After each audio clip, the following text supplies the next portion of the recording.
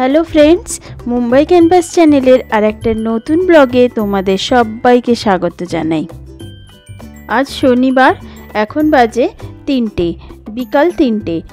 আজ আর বাড়ি থেকে কোনো ব্লগ নয়, আজকে গাড়ি নিয়ে বেরিয়ে পড়েছি, একটা কাজে যাব। আর তার সাথে তোমাদেরকে মুম্বাইয়ের একটা ফেমাস, যে অ্যাকচুয়ালি এটা মুম্বাই নয়, এটা হলো থানেতে, যে ফেমাস এখানে সেন্ট্রাল নমো পার্ক তৈরি হয়েছে, সেটাই তোমাদেরকে আজকে দেখাবো। এটা কিন্তু খুব ভাইরাল হয়েছে ইন্টারনেটে, তো এই পার্কটাও আজকে তোমাদেরকে ঘুরিয়ে দেখাবো। আর সেটা দেখার জন্য ব্লগের লাস্ট পর্যন্ত সঙ্গে থাকতে হবে। বাড়ি থেকে প্রায় 15-20 মিনিট ড্রাইভ করে আমরা এখন এসে গেছি আমাদের একটা নতুন ফ্ল্যাট, লাস্ট ইয়ার বুকিং করা হয়েছিল, সেই ফ্ল্যাটটা কতদূর কি কনস্ট্রাকশন হয়েছে সেটা দেখার জন্য। তাহলে চলো এটার অফিসের ভেতরে যাওয়া যাক।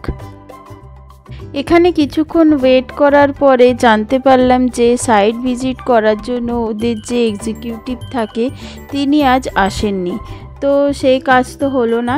তাই আমরা ভাবলাম যে কাজ যখন হলো না আর এত দূর এসেছি, এর খুব কাছেই থানেতে যে নমো সেন্ট্রাল পার্ক আছে, ওটা ইন্টারনেটে খুবই ভাইরাল হয়েছিল, তাই সেই জন্য ভাবলাম এত কাছেই যখন আছে তো সেটা ঘুরে দেখা যাক।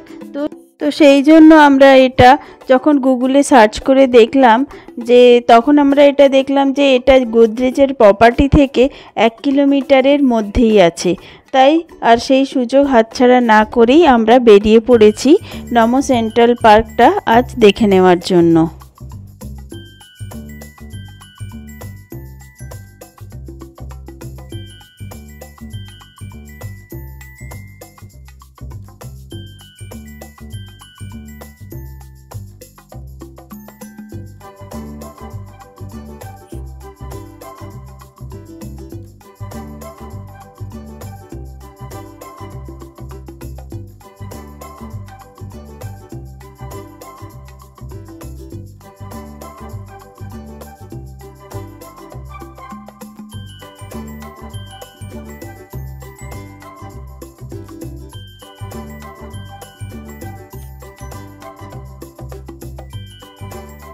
এই জায়গাটায় এসে আমরা দেখলাম যে এটা কল্পতরু পার্ক সিটির ভেতরে আছে, তো সেই রাস্তা দিয়েই আমরা এখন চলেছি। জায়গাটা খুব সুন্দর আর রাস্তাটা চারদিকে সবুজে ভরা, ভীষণ সুন্দর, ওয়েল প্ল্যান্ড।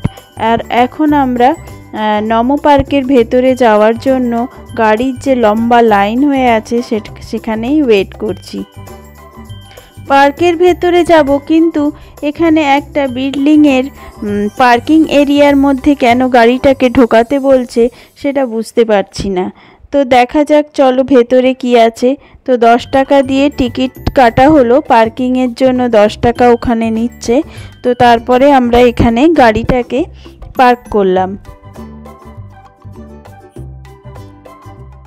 গাড়িটাকে পার্ক করার পরে তার উল্টো দিকেই একটা রাস্তা ছিল, সেখান দিয়ে যাওয়ার পরে দেখলাম টিকিট কাউন্টার। পার্কে ঢোকার জন্যই এই টিকিট কাউন্টার, আর সেখানে ছিল বিশাল ভিড়, কারণ আজকে শনিবার, ছুটির দিন, সেই জন্যই বোধহয় এতটা ভিড়।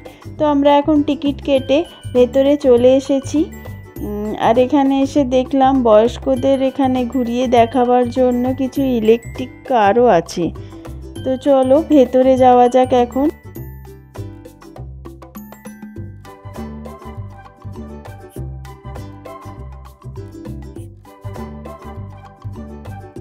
পার্কের মধ্যে ঢুকেই দেখলাম যে বিভিন্ন জায়গায় ওখানে বোর্ড লাগানো আছে, কোথায় কি মানে খেলার জিনিস বা থিম পার্ক এগুলো বানানো আছে। এখানে মেনলি অনেক রকমের থিম পার্ক বানানো আছে।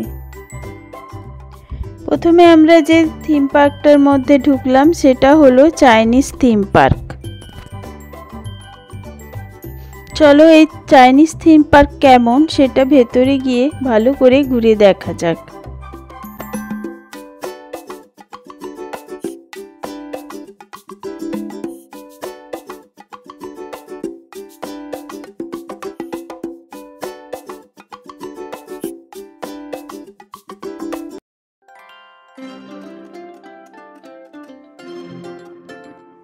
চাইনিজ থিম পার্ক তো ঘুরে দেখা হয়ে গেল। এখন এই গেট দিয়ে বেরিয়ে যাচ্ছি।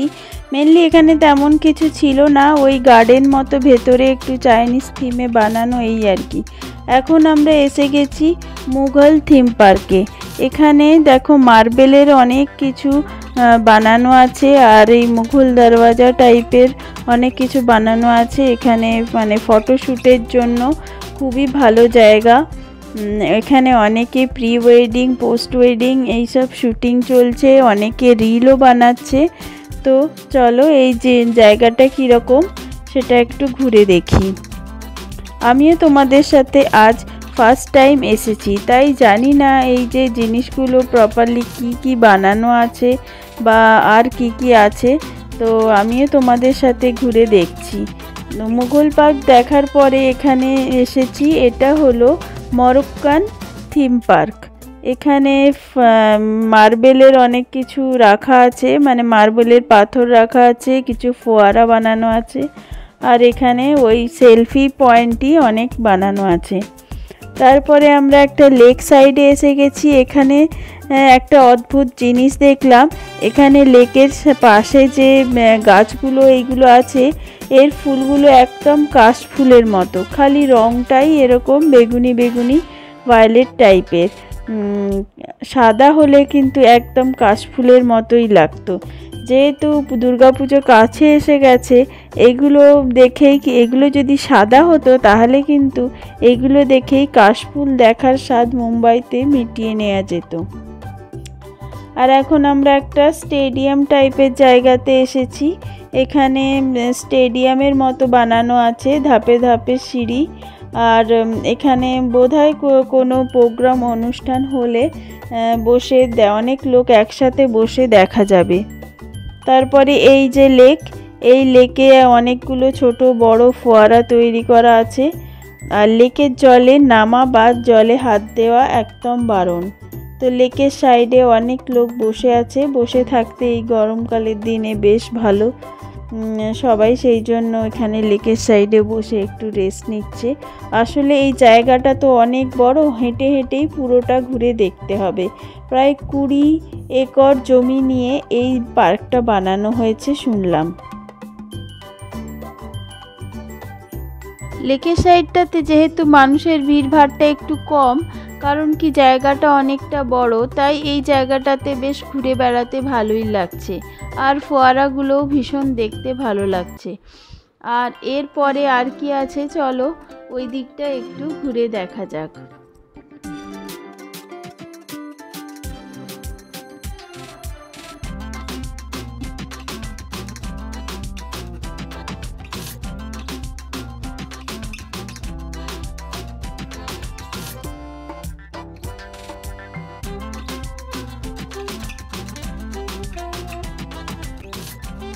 আমি এখন এখানে যেখানটা নমো সেন্ট্রাল পার্ক লেখা আছে সেই জায়গাটার কাছে এসে গেছি। আর এটা একটা সেলফি পয়েন্টও বটে, সবাই এখানে সেলফি নিচ্ছে। আমিও আর সুযোগ হাতছাড়া না করে কয়েকটা ফটো আর ভিডিও এখানে নিয়ে নিলাম। আজকে এই পর্যন্তই।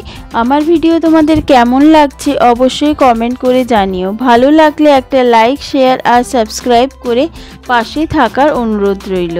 তাহলে আজকের ভিডিও এই পর্যন্তই, দেখা হবে আর একটা নতুন ভিডিওতে। টাটা।